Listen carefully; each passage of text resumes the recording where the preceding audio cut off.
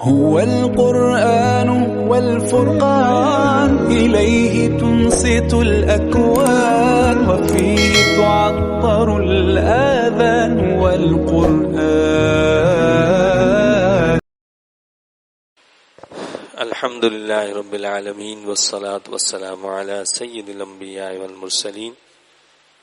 اللهم صل وسلم على سيدنا ومولانا محمد وعلى آل وأصحاب سيدنا ومولانا محمد معدن الجود والکرم.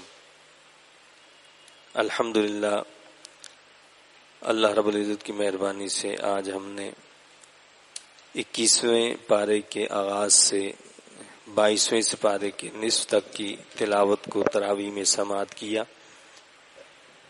اس میں سب سے پہلے اللہ رب العزت نے نماز کی تاکید فرمائی اور بتایا کہ یہ نماز جو ہے یہ انسان کو فحاشی اور برائی سے بچاتی ہے. اور اللہ رب العزت نے اس کے آغاز میں جو ایک مبلغ کے لیے پیغام رکھا ہے وہ یہ ہے کہ اس کا اولین فریضہ یہ ہے کہ وہ قرآن کی تلاوت کیا کرے اور نماز کی پابندی کیا کرے. یعنی قرآن کی تلاوت کرنا ہے اور نماز کی پابندی کرنا ہے. پھر بتایا کہ یہ قرآن ایک معجزہ ہے. جو لوگ بار بار کہتے ہیں کہ جی آپ فلاں معجزہ لے آئیں، فلاں یہ کر دیں، فلاں وہ کر دیں، تو اللہ نے فرمایا کہ یہ قرآن تو خود معجزہ ہے، تو پھر کون سے معجزوں کی تم جو ہے یہ سوالات کر رہے ہو. باطل پرست سخت خسارے میں رہنے والے لوگ ہیں. اور بتایا کہ اللہ کی یہ زمین بڑی وسیع ہے، اگر دین اسلام پر عمل کے لیے کوئی جگہ تنگ کر دی جائے تو ہجرت کر لینی چاہیے. یعنی رب کائنات نے اہل ایمان کو اس بات سے آگاہ کیا ہے کہ اگر کوئی مقام، کوئی جگہ، کوئی وطن، کوئی سرزمین اس کے لیے اس اعتبار سے تنگ کر دی گئی کہ وہاں اسلام پر عمل نہیں کرنے دیا جا رہا، اس کو روزے نہیں رکھنے دیے جا رہے، اس کو نماز وہاں کھلے عام نہیں پڑھنے دی جا رہی، یا دیگر عبادات میں ایسے مسائل پیدا کیے جا رہے ہیں، تو اللہ فرماتا ہے کہ وہ جگہ کو چھوڑ دے. اور پھر رب کائنات نے یہ بھی بتایا کہ اس بات کی وہ پرواہ نہ کرے کہ اگر میں نے یہ جگہ چھوڑ دی میرا کاروبار چلا جائے گا، میری نوکری چلی جائے گی، میرا فلاں ہو جائے گا، میرا یہ ہو جائے گا. فرمایا کہ اللہ وہ ہے کہ جو پرندوں کو بھی رزق عطا فرماتا ہے. یعنی جو اپنے ساتھ اٹھا کر نہیں لے جا سکتے اللہ ان کو بھی رزق دیتا ہے. تو مقصد یہ ہے کہ جو بندہ مومن اپنے رب کی رضا کے لیے کسی مقام کو چھوڑ کر دوسری جگہ پر جائے گا، اللہ اس کے رزق کا اہتمام بھی وہاں فرما دے گا. چنانچہ اس کی مثال ہمارے سامنے صحابہ کرام کی ہے کہ ان کا گھر بار، ان کا کاروبار، ان کے رشتہ دار، عزیز اقارب سب مکہ میں تھے، لیکن انہوں نے جب دیکھا کہ یہ کاروبار، یہ مال، یہ اہل و عیال، یہ رشتہ دار، یہ سب جو ہیں ایمان کے راستے میں رکاوٹ بن رہے ہیں، تو انہوں نے کاروبار، مال، دولت، رشتہ داروں پر ترجیح کس کو دی؟ ایمان کو دی. اور انہوں نے سب کچھ چھاڑ کر مدینہ طیبہ کی راہ لے لی. اور اس طرح اللہ نے وہاں پھر ان کو جو مقام عطا فرمایا، جو ظاہری اعتبار سے بھی جو اللہ نے مال، دولت، ثروت عطا فرمایا، وہ ہمارے سامنے تاریخ میں موجود ہے. بتایا گیا کہ زندگی تو اصل میں آخرت کی زندگی ہی ہے. دنیا کی زندگی یہ تو فنا ہونے والی ہے. مقصد یہ ہے کہ جو باقی رہنے والی زندگی ہے، جس کو فنا نہیں، جس کو موت نہیں آئے گی، وہ آخرت کی زندگی ہے. تو بندہ مومن کو اس زندگی کی زیادہ فکر کرنی چاہیے کہ وہاں وہ کیسے اپنی زندگی کو بسر کرے گا.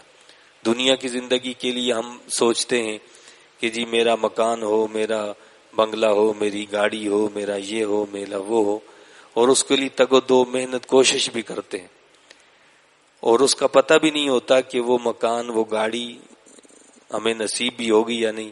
ہم نے مکان بنا لیا، گاڑی کے لیے پیمنٹ کر دی، آیا اس گاڑی میں بیٹھنا، اس گھر میں داخل ہونا بھی نصیب ہوگا یا نہیں، یہ ہمیں خبر نہیں ہوتی. لیکن اللہ نے ہمیں بتایا کہ اصل زندگی آخرت کی زندگی ہے. جو اس کے لیے تگ و دو کرے گا، اس کے لیے کوشش کرے گا، وہ کبھی بھی رائے گاہ نہیں جائے گی، وہ یقیناً کامیاب ہوگی وہ اس کی کوشش. حق کو جھٹلانا جہنم کو اصل میں ٹھکانہ بنانا ہے. یعنی جو لوگ حق کو جھٹلانے والے ہیں وہ اصل میں جہنم کو اپنا ٹھکانہ بنا رہے ہیں. اس کے بعد سورہ روم شروع ہوئی. اس سورہ مقدسہ کی پہلی آیت میں رومیوں کے ذکر کی مناسبت سے اس سورت کا یہ نام رکھا گیا ہے. روم کے مغلوب ہونے کی خبر دیتے ہوئے پیشگوئی کی گئی کہ عن قریب رومی غالب آ جائیں گے.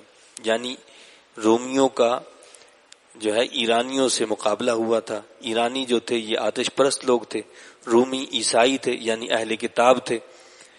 تو جب یہ رومی جو ہیں مغلوب ہو گئے ایرانیوں سے، مشرکوں سے یعنی آتش پرستوں سے جب مغلوب ہو گئے تو اہل مکہ کو خبر ملی تو بڑے خوش ہوئے. خوش اس لیے ہوئے کہ وہ ان کے ہمجولی تھے، یہ بھی مشرک تھے وہ بھی مشرک تھے، کہ جی دیکھو وہ نصارہ ہیں جو اپنے آپ کو اہل کتاب کہتے ہیں وہ مغلوب ہو گئے اور آتش پرست غالب آ گئے. تو قرآن کا یہ اعجاز ہے کہ اس وقت ظاہری صورتحال ایسی تھی کہ برسوں بھی یہ سوچا نہیں جا سکتا تھا کہ روم جو ہے ایران پر غالب آ جائے گا. اللہ نے ایسے وقت میں یہ پیشن گوئی کی جس پر مسلمانوں کا مشرکین نے مذاق اڑایا کہ جی یہ دیکھو یہ کہتے ہیں کہ جی رومی غالب آ جائیں گے. اور صرف 7 سال کے عرصے میں اللہ تعالیٰ نے رومیوں کو ایرانیوں پر مسلط کر دیا اور وہاں روم کی جو ہے وہ حکومت آ گئی، اہل کتاب کی حکومت آ گئی. اور عین یہ وہ دن تھا جس دن ایرانیوں پر رومی غالب آئے، جس دن اہل ایمان کو اللہ نے بدر میں یوم الفرقان کا نام قرار دیا کہ اس حق اور باطل کی جو ہے تمیز کا ایک بہت عظیم دن اللہ نے مسلمانوں کو عطا فرمایا. تو بتایا یہ گیا ہے کہ رومی جو ہیں مغلوب ہونے کے بعد اللہ تعالیٰ ان کو غالب فرمائے گا. پھر قیامت واقع ہونے کے دلائل دیے، اہل جنت اور اہل جہنم کے حالات بیان کیے ہیں، کائنات کی بے شمار نعمتوں کا تذکرہ کیا گیا ہے.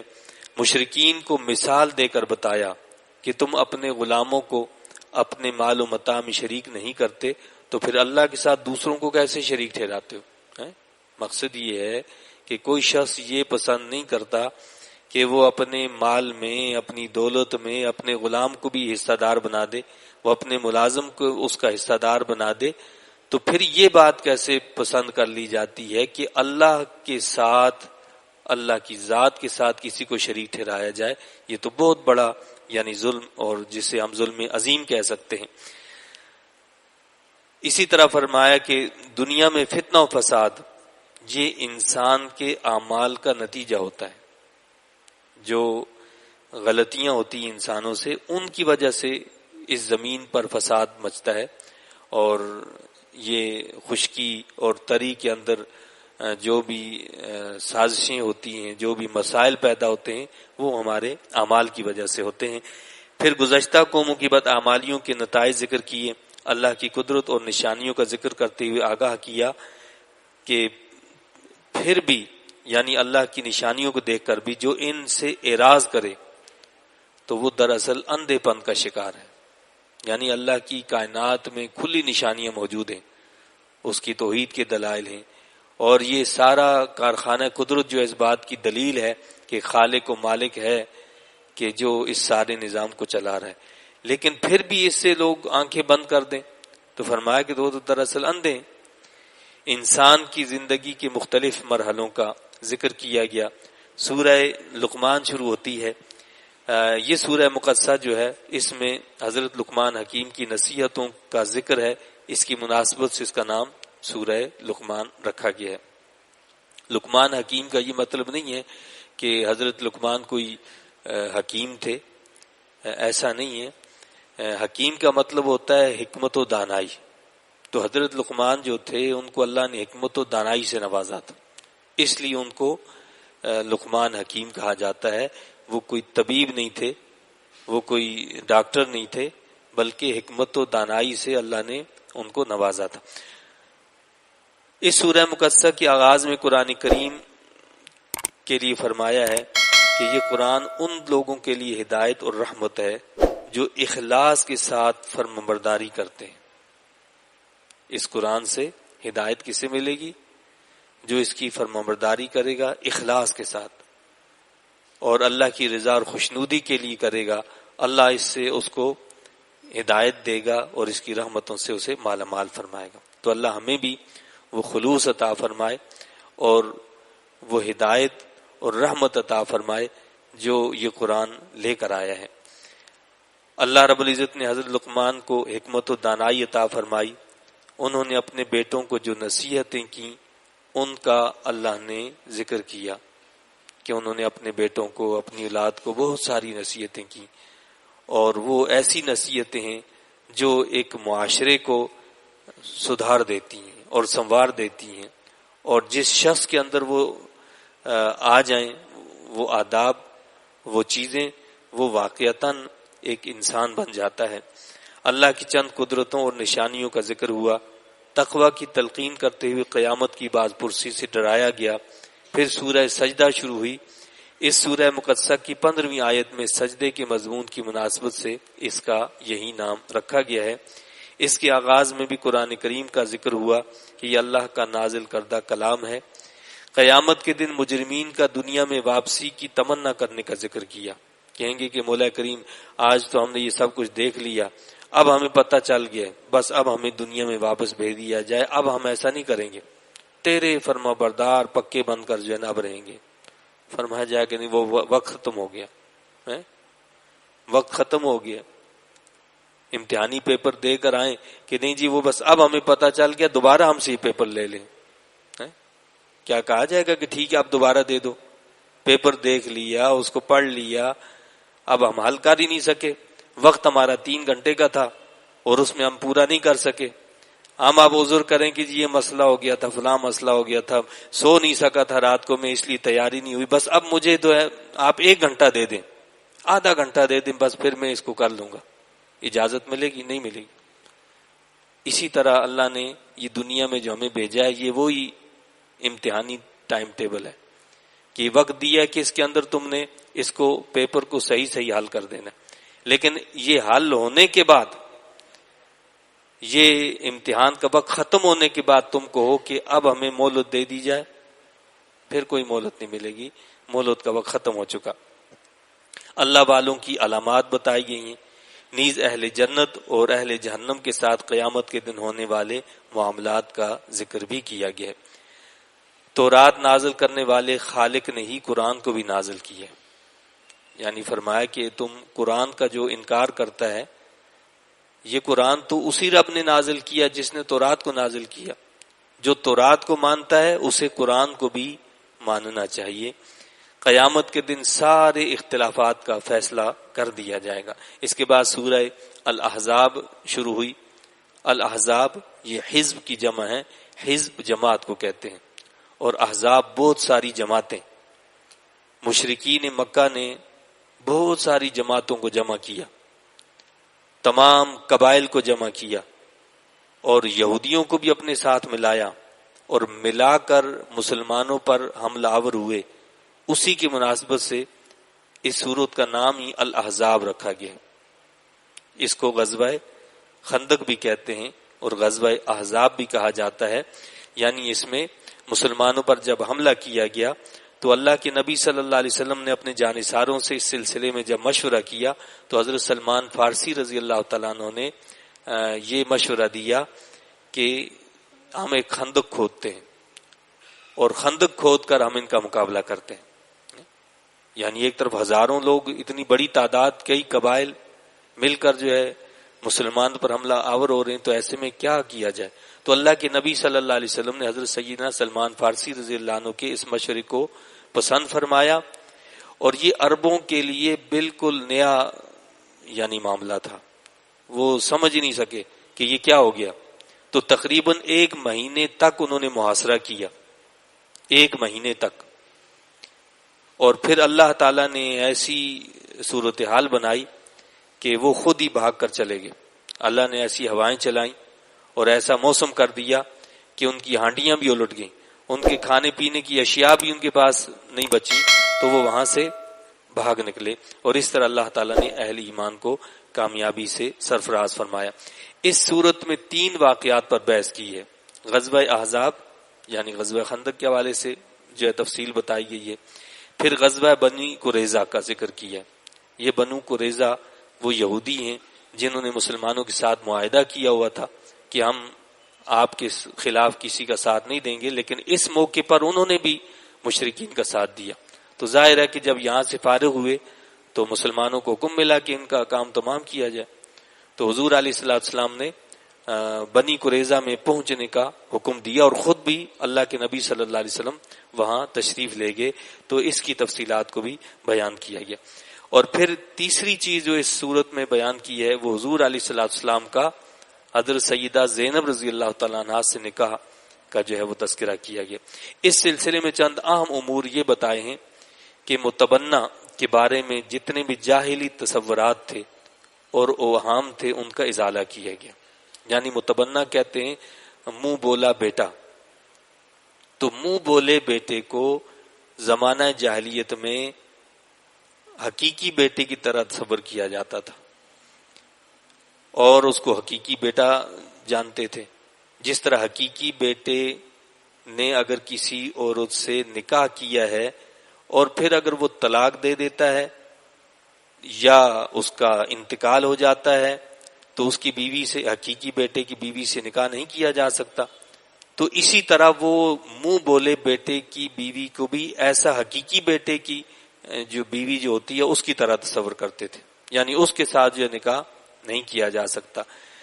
اور اسی طرح وہ اس کے نام کے ساتھ اپنا نام بھی لکھتے تھے، یعنی بیٹا کسی کا ہے اور باپ کوئی اور اپنا نام لکھ رہا ہے کہ جی فلاں باپ ہے۔ ہمارے معاشرے میں بھی ایسا ہی ہوتا ہے، بیٹا کسی کا لیا ہے، لے پالک ہے، ہم پالتے ہیں یا منہ بولا بیٹا بنا دیتے ہیں، اور اس کو نام باپ اس کا کوئی اور ہے، نام اپنا لکھ دیتے ہیں۔ تو قرآن نے سختی سے اسے منع کی ہے، ایسا نہیں کیا جا سکتا کہ وہ بیٹا کسی کا اور نام ہم ڈالیں کہ جی باپ اس کے ہم، تو ایسا کرنا جائز نہیں ہے، اور یہ اللہ نے پسند نہیں فرمایا ہے۔ فرمایا کہ اس کو اس کے باپ کے نام سے پکارو، وہ جس کا بیٹا ہے وہ اسی کا بیٹا ہے، حقیقی اسی کا بیٹا، اور اس پر جو احکام ہیں جو منہ بولا بیٹا ہے اس پر وہ احکام لاگو نہیں ہوں گے جو حقیقی بیٹے کے، یعنی حقیقی بیٹا جو ہوتا ہے باپ کے مرنے کے بعد اس کا وارث ہوتا ہے، اس طرح منہ بولا بیٹا وارث نہیں بن سکتا۔ اور اسی طرح عرب معاشرے کے اندر یہ بات بھی تھی کہ انہوں نے اگر اپنی بیوی کو کہہ دیا کہ تم میری ماں کی طرح ہو تو اب وہ اس کو اپنے لیے حرام تصور کرتے تھے۔ اسلام نے یہ نہیں کہا کہ بیوی کو ماں کو، لیکن اس بات کا رد کر دیا کہ کسی کی زبان سے کسی نے ایسے الفاظ ادا کر دیے، یہ نہایت برے الفاظ ہیں اور اس پر جو ہے وعید کی ہے اور اس کے لیے کفارہ رکھا ہے، لیکن کیا کیا ہے؟ فرمایا کہ ایسا کہنے سے تمہاری بیوی تمہاری ماں نہیں بن جائے گی، بیوی بیوی رہے گی، بیوی بیوی رہے گی اور ماں ماں ہے۔ تو لہٰذا یہ جاہلی تصور ہے، اس کا بھی اللہ نے رد فرمایا۔ غزوہ احزاب اور غزوہ بنی قریظہ پر تبصرہ کیا گیا۔ ازواج مطہرات کو اختیار کا ذکر کیا کہ دنیا کا ساز و سامان پسند کر لو یا اللہ اور نبی کو اور آخرت کو پسند کر لو۔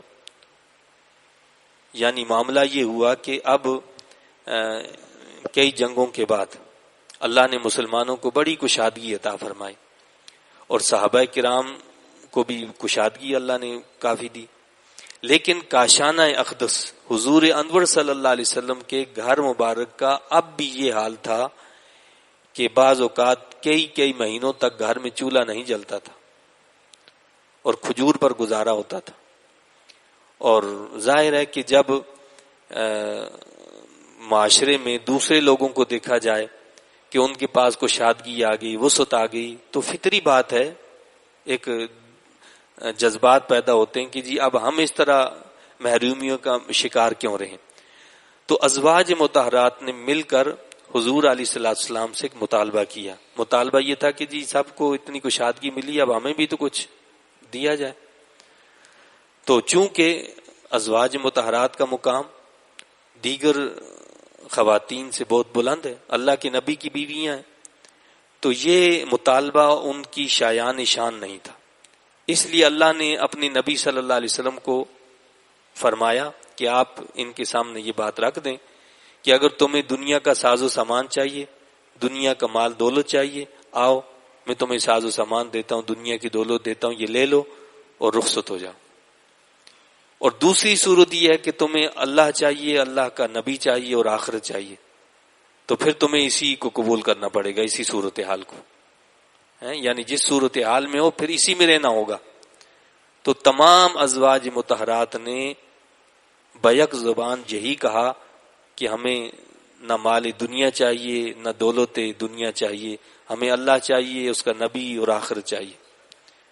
تو تمام امہات المومنین نے آخرت کو پسند فرمایا، تو اس کا بھی یہاں پر ذکر کیا گیا. اللہ نے بتایا کہ تمہارا مقام بہت بلند ہے، تم عام عورتوں کی طرح نہیں ہو، تمہاری شان بہت بلند ہے. تو جب نبی کی نسبت سے ازواج مطہرات کا مقام بلند ہو گیا، عام عورتوں کی طرح نہیں ہے. لستن کاحد من النساء، اللہ فرماتا ہے تم عام عورتوں کی طرح نہیں ہو، تو نبی کا کتنا مقام ہوگا. تو نبی کو کہہ دیں ہم کہ جی نہیں وہ تو ہماری طرح ہے، تو یہ کیسے مناسب ہو سکتا ہے. تو اللہ کے نبی سے جس کا تعلق قائم ہو جاتا ہے اس کا مقام بھی بہت بلند ہو جایا کرتا ہے. مسلمان عورتوں کو جاہلیت کی بے حیائیوں سے پرہیز کا سبق دیا گیا ہے کہ جس طرح زمانہ جاہلیت میں خواتین بے حجابانہ نکلتی تھیں اور بے حیائی کا لباس پہنتی تھیں اور زیب و زینت کر کے نکلتی تھیں، تو تمہیں اس طرح بے حجابانہ نہیں نکلنا اور زیب و زینت کر کے باہر نہیں جانا. ایک مومن عورت کا کردار یہ ہے کہ جب وہ اپنے گھر سے باہر جاتی ہے تو وہ اپنی زیب و زینت کو چھپا کر نکلتی ہے. تو لہٰذا اگر کوئی خاتون اپنے آپ کو مومن بھی کہے اور پھر اس طرح زیب و زینت کا اہتمام کر کے جاہلی تصور کو بھی، جاہلی جو رسوم ان کو بھی اپنائے رکھے، تو اسے سوچنا چاہیے کہ وہ کس کے عمل اور کردار پر جو ہے عمل پیرا ہے اور اس کا حشر پھر کس کے ساتھ ہوگا. اللہ ہماری بہنوں کو، ہماری خواتین کو اس بات کی توفیق عطا فرمائے کہ وہ قرآن کی ان تعلیمات پر عمل کریں. گھر میں اللہ تعالیٰ نے ٹھہرے رہنے کی تعلیم دی کہ عورت کا مقام یہ ہے کہ وہ گھر میں ٹھہری رہے، بلا ضرورت گھر سے جانے کی ضرورت نہیں ہے.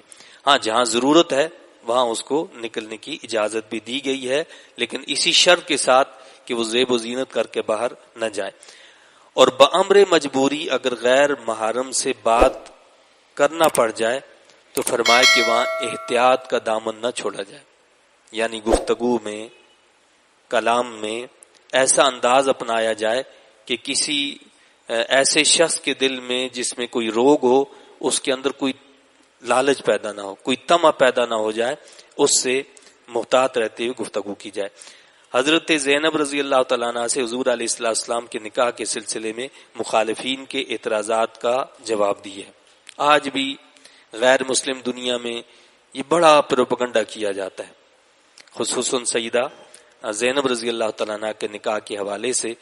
اور یہ وہ جو بات ہم نے کی پہلے کہ متبنہ کو وہ حقیقی بیٹے کی طرح تصور کرتے تھے. حضور علیہ الصلوۃ والسلام نے حضرت زید رضی اللہ عنہ کو اپنا منہ بولا بیٹا بنایا تھا. یعنی منہ بولا بیٹا بنانا منع نہیں ہے، لیکن اس پر وہ احکام حقیقی جو ہوتے ہیں بیٹے کے وہ لاگو نہیں ہوں گے. تو منہ بولا بیٹا بنایا تھا، بلکہ پہلے لوگ جو ہے وہ ان کو کہتے تھے زید بن محمد صلی اللہ علیہ وسلم. تو اللہ نے ان آیات کو نازل کر کے اس بات سے روک دیا کہ وہ زید بن محمد نہیں ہیں، ان کے باپ وہی ہیں جن کے وہ بیٹے ہیں. تو یہاں پر صورتحال یہ ہوئی کہ حضرت زید رضی اللہ تعالیٰ عنہ جو تھے ان کے ساتھ نبی کریم صلی اللہ علیہ وسلم نے اپنی پھوپھی زاد بہن حضرت زینب رضی اللہ تعالیٰ عنہ کا نکاح کروایا. اب نکاح ہو گیا. پہلے تو جب نکاح کا پیغام ان کا بھیجا تو یعنی ان کے اہل خانہ نے اسے ریجیکٹ کر دیا، اور اللہ رب العزت نے قرآن میں حکم نازل کر دیا کہ جب اللہ کا نبی کوئی فیصلہ کر دے تو اب مومن کو کوئی اختیار نہیں رہتا کہ وہ اپنی رائے اب وہ کرے. تو جب انہوں نے اللہ کا کلام سنا تو فوراً تیار ہو گئے کہ نہیں، ہم نے وہی کرنا ہے جو اللہ کے نبی نے فرمایا.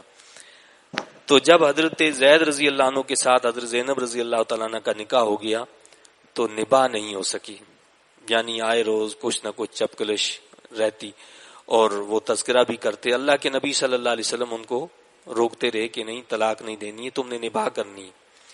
اور اللہ کے نبی صلی اللہ علیہ وسلم کو من جانب اللہ یہ بھی وحی آ چکی تھی، آپ کو معلوم بھی ہو چکا تھا کہ حضرت زید رضی اللہ تعالیٰ عنہ کیا کریں گے، طلاق دے دیں گے. اور طلاق کے بعد رب کائنات حضرت سیدہ زینب رضی اللہ تعالیٰ عنہ کا نکاح حضور علیہ الصلوۃ والسلام سے خود فرما دے گا. لیکن اب ایک بہت بڑا مسئلہ جو تھا وہ یہ تھا کہ یہ معاشرے میں اس کو چونکہ برا سمجھا جاتا ہے تو ایک بہت بڑا معاملہ تھا، اور اس کے لیے لوگوں کے طعنوں کا ظاہر بہت بڑا خطرہ تھا. تو جس بنا پر اللہ کے نبی صلی اللہ علیہ وسلم فطری طور پر یعنی اس حوالے سے ذرا مطلب اس چیز کو پسند نہیں کرتے تھے کہ لوگ جو اس طرح طعنے دیں. لیکن چونکہ اللہ کے نبی حضور علیہ الصلوۃ والسلام آخری نبی بنا کر بھیجے گئے، آپ کے بعد کسی اور نبی نے آنا نہیں تھا. جب نبی نے آنا نہیں تھا تو یہ کام اور کون کرتا؟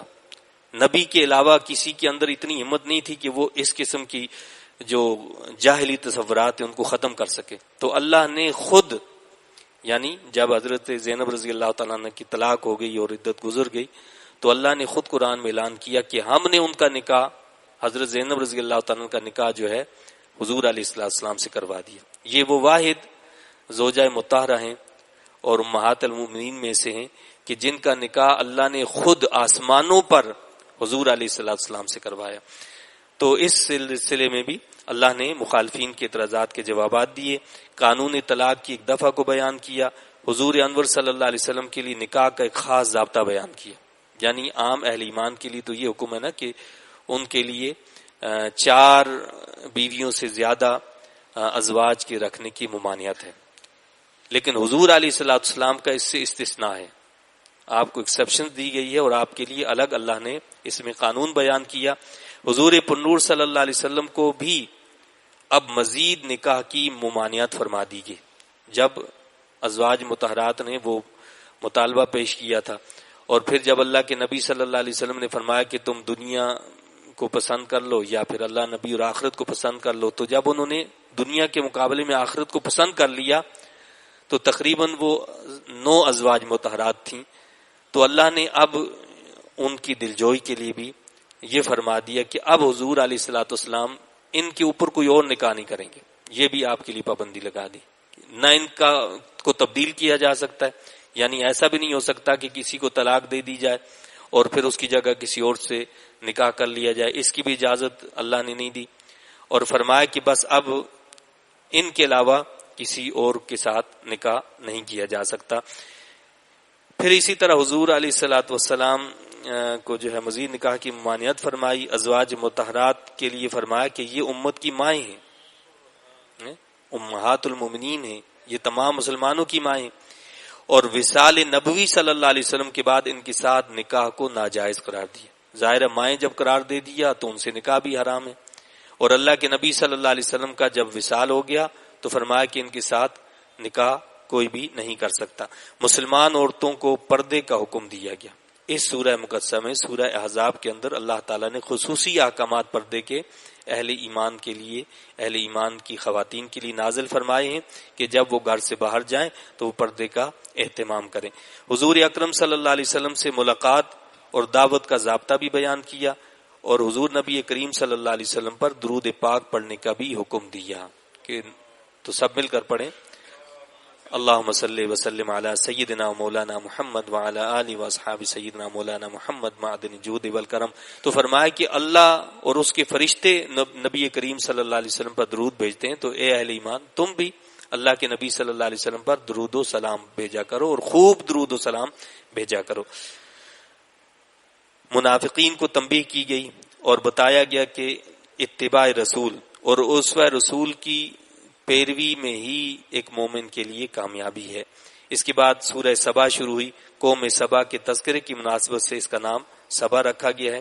اس میں قیامت واقع ہونے کا بیان کیا، منکرین کو عذاب کی دھمکی دی گئی، حضرت داؤد و سلیمان علیہ السلام کے محاسن اور کمالات کا ذکر کیا، قوم سبا کے بارے میں بتایا کہ یہ وہ قوم تھی جس کو اللہ تعالیٰ نے خوشحالی سے نوازا تھا اور بے شمار نعمتوں سے نواز رکھا تھا، بڑے پرسکون، سیاسی طور پر بھی امن تھا اور داخلی اور ہر اعتبار سے ان کو اللہ نے امن و سکون عطا فرمایا تھا۔ ان نعمتوں کا تقاضا تو یہ تھا کہ یہ اللہ کا شکر ادا کرتے، لیکن انہوں نے ناشکری کا طریقہ اختیار کیا اور اللہ کی نافرمانی شروع کی، تو نتیجتاً یہ ہوا کہ اللہ تعالیٰ نے سیلاب کے ذریعے سے ان پر عذاب نازل فرمایا۔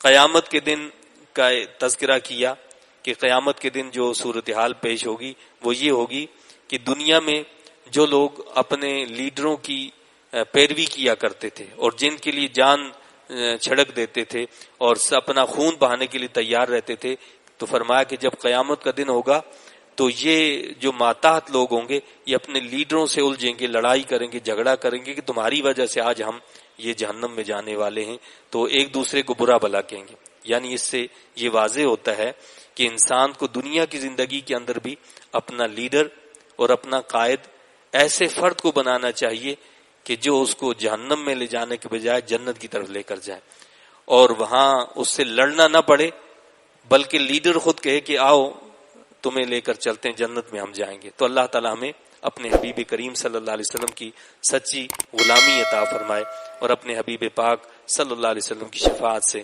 ہمیں نوازے۔ آمین۔ وآخر دعوانا الحمدللہ رب العالمین۔